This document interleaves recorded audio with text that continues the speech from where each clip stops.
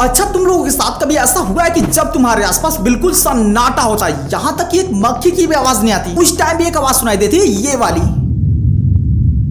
अब जहाँ सन्नाटा की बात हो रही है वहां भी ये आवाज कैसे और कहां से आती है, बस 30 सेकंड तो सब कुछ जान जाओगे। देखो, जब हमारे आसपास की आवाज बिल्कुल जीरो आती है ना, मतलब जब हमारे कानों को कुछ सुनने को ही नहीं मिलता, उस टाइम हमारा ब्रेन और कान दोनों मिलकर एक डिफेंस मैकेनिज्म की तरह काम करने लगते हैं। उस समय उनको कुछ समझ ही नहीं आता कि आवाज क्यों नहीं आ रही है, इसलिए इतना ज्यादा एक्टिव हो जाते हैं ना कि वो अपने ही अंदर की बैकग्राउंड वॉइस को सुनने लगते हैं, जैसे कुछ दिल की धड़कन, कुछ हवा की सराहट और कुछ आपकी एक्टिविटी हो गई। लेकिन यार इनकी साउंड फ्रीक्वेंसी तो बहुत कम होती है ना, तो यहाँ खेल खेलता है हमारा दिमाग अपने ऑडिटरी सेंसर को एक्टिव करके, और तब जाके ये कान उन आवाज को भी सुनने लगता है जो बिल्कुल शांत और हल्की होती है। अब अगली बार सुनना तो समझ जाना कि ये बाहर की नहीं, आपके अंदर की आवाज है।